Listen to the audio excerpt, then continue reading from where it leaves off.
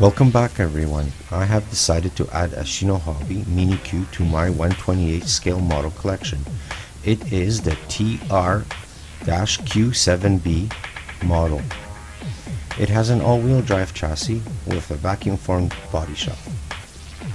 Here is the top of the box. You can see a great representation of the chassis. On the side of the box we have the Shinohobby logo. And at the bottom of the box there are some safety warnings and precautions. You can pause the video here if you would like to review the fine text. Let's have a look at what's inside the box.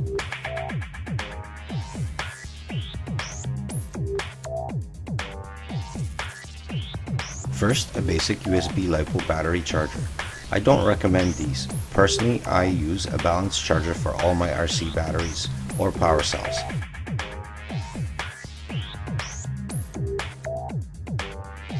Next, there's an accessory pack. Inside we have a vacuum formed rear spoiler with mounting screws. Inside we have a vacuum formed rear spoiler with mounting screws. You will have to trim and mount it on the shell. Of course, included are the light and grille decals,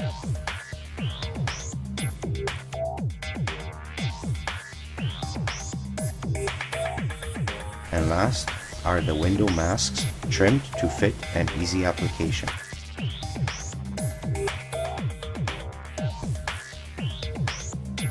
The included manual is basically a detailed exploded diagram of the chassis.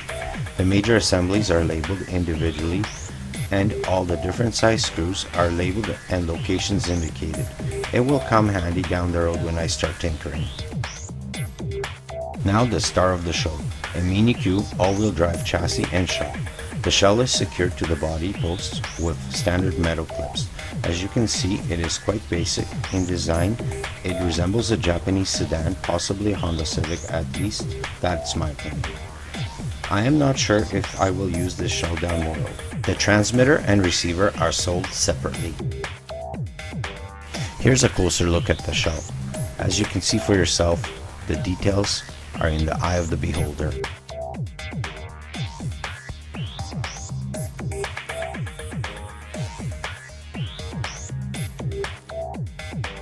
And here is the full carbon fiber chassis. There is a 7.4 volt 400 milliamp battery installed. It features a fully adjustable suspension, a full set of ball bearings, metal diff hubs, a 130 brush motor, a 25 amp brushed ESC, and nylon lock nuts at the rims. Unfortunately, the suspension is a little sticky out of the box.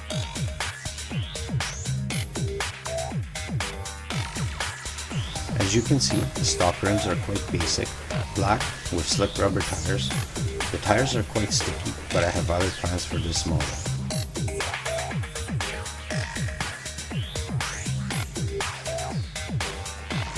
I swapped out the stock rims and tires for some Mini Z rims and drift tires, and that's when I realized they installed short drive shafts or dog bones.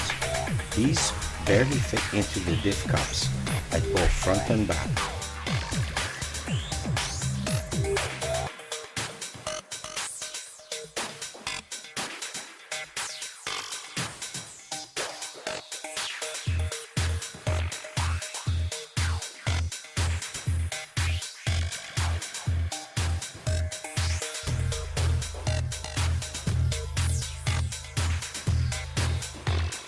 The model comes with plastic ball differentials front and rear out of the box.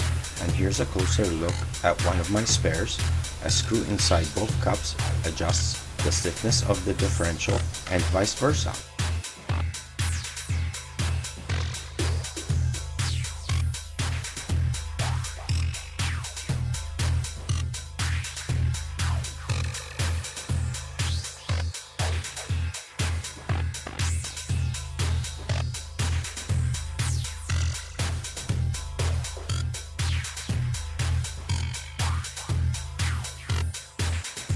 The brushed ESC has a proportional throttle and brake.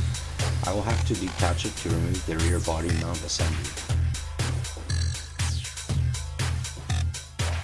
The rear assembly is held in place by 4 top screws, and the front body mount assembly is attached from below. Just 2 screws hold it in place.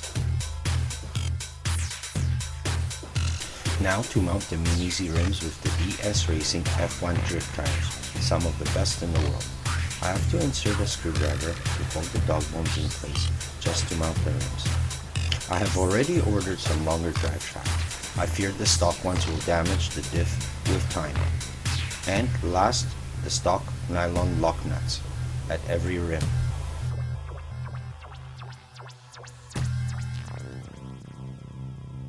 Next, a Mini Z front clip. There are 2 locator pins and 2 screws, and it's complete. As you can see, it's a 98mm wheelbase chassis. Of course, I will need a transmitter and receiver. I will use my FlySky GT3B transmitter and receiver. A zip tie will hold down the receiver.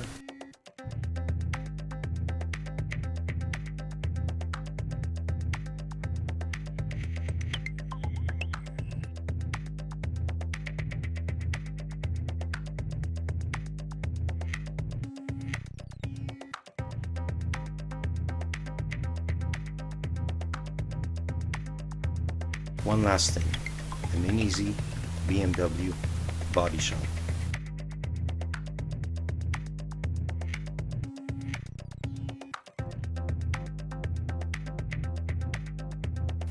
A quick systems check, everything seems to be running smoothly. I'm really enjoying this model. If you like the content, please subscribe, comment, and see you in the next one.